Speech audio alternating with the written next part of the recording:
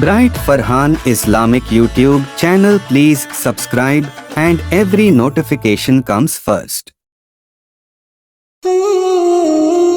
اللہ رب العزت نے کچھ بھی ایکول نہیں رکھا. جیسے انسان کو اللہ رب العزت نے تمام مخلوق پہ اشرف المخلوقات یعنی سب سے افضل بنا دیا ہے، اسی طرح اللہ رب العزت نے انسان میں بھی ہر انسان کو ایک برابر نہیں بلکہ سب سے افضل جو اللہ رب العزت نے مرتبہ رکھا ہے وہ پیغمبروں کا رکھا ہے اور نبیوں کا رکھا ہے.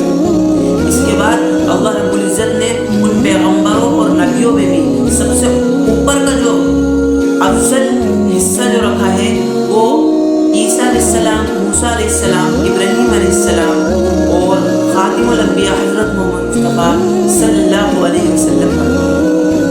اور ان میں بھی اللہ رب العزت نے سب سے افضل مرتبہ خاتم الانبیاء حضرت محمد مصطفیٰ صلی اللہ علیہ وسلم پر.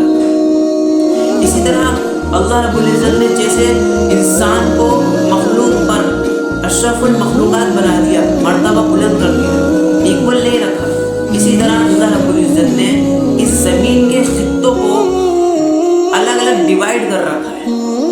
جیسے ایک مسجد ہے، وہ تمام جتنے بھی گھر ہیں ان سب سے زیادہ افضل ایک مسجد یعنی اللہ کا گھر ہے.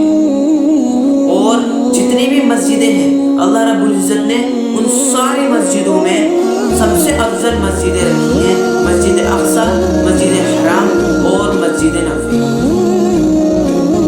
اس سب کے بعد بھی اللہ رب العزت نے ان تینوں میں بھی ایکول نہیں رکھا. ان تینوں میں اللہ رب العزت نے سب سے افضل جو رکھی ہے وہ ہے مسجد حرام. اس مسجد میں جسے ایک عبادت کرنے کا ثواب 1,00,000 عبادت کرنے کے ثواب کے برابر ہے. اللہ رب العزت نے اس مسجد کی یہ فضیلت رکھی ہے. اور اسی طرح اللہ رب العزت نے تمام چیزوں کو ڈیوائیڈ کر رکھا ہے، اپنے اپنے مرتبے الگ الگ مرتبے دے رکھے ہیں. اللہ رب العزت نے ایک کے اوپر ایک کو فضیلت عطا فرما رکھی ہے.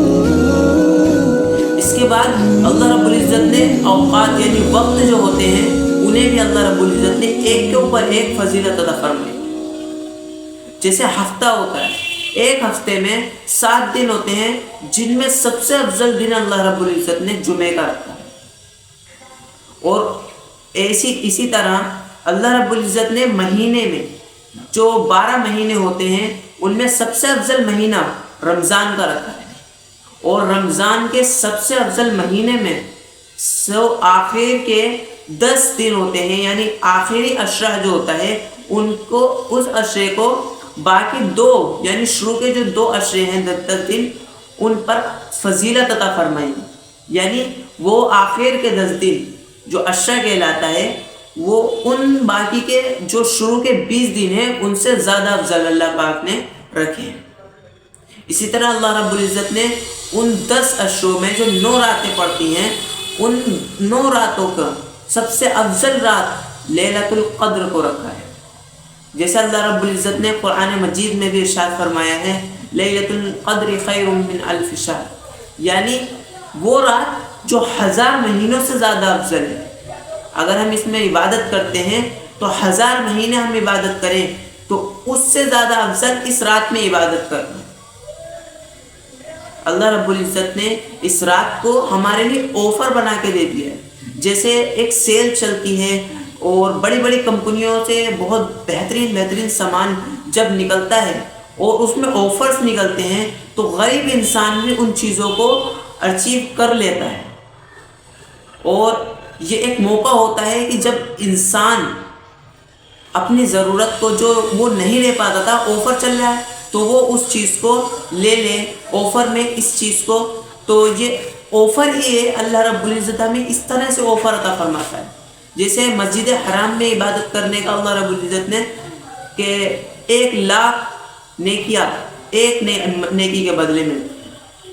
اسی طرح اگر ہم رمضان میں کوئی عبادت کرتے ہیں تو اس کو بھی کئی گنا ثواب ملتا ہے. اللہ رب العزت نے ہمیں سارے انسانوں میں سب سے افضل انسان یعنی حضرت محمد مصطفیٰ صلی اللہ علیہ وسلم کی امت میں پیدا کیا. یہ اس کا بڑا فضل و کرم ہے کہ اللہ رب العزت نے ہمیں اپنے پیارے حبیب کی امت میں پیدا کیا، اور پھر اللہ رب العزت نے ہمیں اس میں 1000 مہینوں سے زیادہ افضل مہینہ، وہ افضل رات یعنی لیلۃ القدر عطا فرمائے۔ تو اللہ رب العزت نے اسے پوشیدہ کیوں رکھا؟ اس کا ایک یہ ریزن ہے، علماء کرام ارشاد فرماتے ہیں کہ اگر انسان کو بتا دیا جاتا کہ لیلۃ القدر کون سی ہے، آخری عشرے میں کون سی رات لیلۃ القدر ہے، تو انسان اگر پھر اس رات میں سوتا رہ جاتا، یا اس رات میں کوئی گناہ کرتا، یا اس رات میں اللہ کی عبادت کے بغیر کچھ اور کرتا، تو اللہ رب العزت کا کیسا غضب اور کیسا غصہ آتا کہ جب اسے معلوم تھا کہ اس رات لیلۃ القدر ہے تو یہ سو گیا، اس نے اس رات کو کوئی گناہ کیا، کہیں قیامت برپا نہ ہو جاتی کہ اتنا معلوم ہونے کے بعد کہ سب سے افضل رات ہے اور اس نے میری نافرمانی کی۔ اور ایک اور ریزن علماء کرام یہ ارشاد فرماتے ہیں کہ اگر اس رات کو معلوم ہو جاتا ہے کہ انسان کو کہ یہ رات لیلۃ القدر اتنی شب کو ہے، تو انسان اس رات کو اگر سوتا رہ جاتا ہے یا کوئی گناہ کر لیتا نا، تو وہ آگے کی جو باقی راتیں ہیں یا کچھ دن بھی ہیں تو ان میں کوئی عبادت نہیں کرتا۔ کیوں؟ کیونکہ وہ کہتا کہ 1000 مہینوں سے افضل رات لیلۃ القدر میرے ہاتھ سے نکل گئی، اور میں نے اس میں جب گناہ کر لیا تو آگے میں کیا کر پاؤں، یا آگے میں کیا کروں۔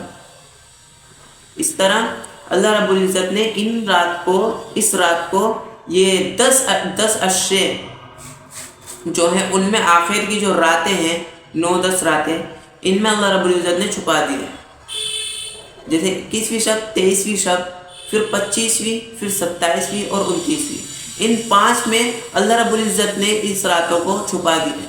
اب ان میں سے کوئی سی بھی رات ہو سکتی ہے کہ جو لیلۃ القدر ہو۔ اللہ رب العزت نے اس رات میں عبادت کرنے کا حکم عطا فرمایا ہے، کیونکہ اس رات میں جو تمام ملائکہ ہیں، ان کو جتنے بھی مخلوقیں ہیں، جتنے بھی انسان ہیں، سب کا حساب کتاب لکھ کر دے دیا جاتا ہے کہ پورے 1 سال تک ان کے ساتھ کیا ہوگا، یہ کیا کریں گے اور ان کے ساتھ کیا کرنا ہے۔ یہ سب اللہ رب العزت اس رات فرشتوں کو عطا فرما دیتا ہے۔ ملائکہ اور روحیں اس زمین پر آتی اور لوگوں کے نامہ اعمال چیک کرتی ہیں۔ اور روحوں سے مراد ایک جگہ تو ہے کہ قرآن شریف میں روح الامین یعنی جبرائیل علیہ السلام کو بھی کہا گیا ہے، کیونکہ جبرائیل علیہ السلام وہ ہیں کہ انسان کی روح کو جو روحانیت عطا کرتے ہیں، جیسے پیغمبروں کو وحی پہنچانے کا کام وہ کرتے تھے، جبرائیل علیہ السلام کرتے تھے۔ تو ایک امانت داری بھی ان کے اندر ہے، اللہ رب العزت نے فرشتے ہیں اللہ کے، تو ان کے اندر امانت داری رکھی ہے، اور اسی لیے انہیں امین کہا جاتا ہے۔ تو انہیں روح الامین کہا جاتا ہے، پورا نام ان کا روح الامین ہے، تو روحوں سے مراد انہیں بھی کہا جاتا ہے۔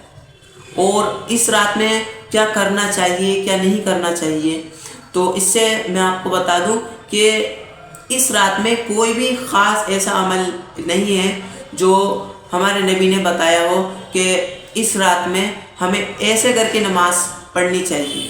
جیسے ہم عام دنوں میں نماز پڑھتے ہیں، ایسے ہی ہم اس رات میں بھی نمازیں پڑھیں۔ ہاں، اگر ہم نوافل پڑھ رہے ہیں تو جتنے ہم نوافل پڑھ سکتے ہیں اتنے نوافل پڑھیں۔ سب سے افضل ہے کہ ہم نوافلوں کو گھر میں پڑھیں۔ اگر ہم گھر میں نوافل ادا کرتے ہیں تو وہ اس سے بہتر ہے جو ہم مسجد میں جا کر نفل ادا کرتے ہیں۔ اور ہم جو جیسے نماز پڑھتے ہیں اسی طرح ہمیں نماز ادا کرنی چاہیے۔ ایسا کوئی نہیں ہے کہ ایک رکعت میں ہم یہ سورت پڑھیں گے تو دوسری میں یہ سورت پڑھنی ہے ہمیں، ایسی کوئی کہیں پہ بھی سند موجود نہیں ہے۔ اس کے بعد اس میں مسجدوں میں ہم جو جتھا بنا کر ایک گروپ کے ساتھ جاتے ہیں، یہ بھی بدعات میں شامل ہے، کیونکہ کہیں بھی یہ موجود نہیں کہ ہم سب کے سب گروپ بنا کر جائیں۔ اپنی خود کی عبادت ہونی چاہیے۔ اور ایک اور چیز ہے جو ہم سب کرتے ہیں، ہم اس رات کو بہت زیادہ جاگ کر موبائل چلا کر اور ایسی برباد کر دیتے ہیں۔ اگر ہم اس رات کو ہم پائیں اور اس رات میں عبادت نہ کریں تو ہم بہت بد نصیب ہیں۔ اس رات میں ہمیں زیادہ سے زیادہ عبادت کرنی چاہیے، قرآن کی تلاوت، نوافل کی ادائیگی، نوافل زیادہ سے زیادہ کثرت سے پڑھنے چاہیے، تسبیحات۔ اسی طرح ہمیں جو چیزیں ہم کرتے ہیں فائنلی، جیسے ہم نوافل نمازوں کی کثرت کرنی چاہیے، اور اس رات میں ہمیں اپنے رب سے توبہ استغفار کرنا چاہیے، کیونکہ اس رات میں ہر انسان کی موت کا وقت مقرر کر دیا جاتا ہے، اور اس رات میں پورے ایک سال میں کون کون اٹھایا جائے گا، وہ فرشتوں کو اس کی لسٹ اللہ رب العزت دے دیتا ہے۔ تو اگر آپ کو ویڈیو اچھی لگی ہو تو ویڈیو کو لائک اور سبسکرائب لازمی سے کر دیجیے، کیونکہ آگے بھی میں آپ کو ایسی ہی انفارمیشن دیتا رہوں گا۔ تو تب ملتے ہیں اگلی ویڈیو میں، تب تک کے لیے السلام علیکم۔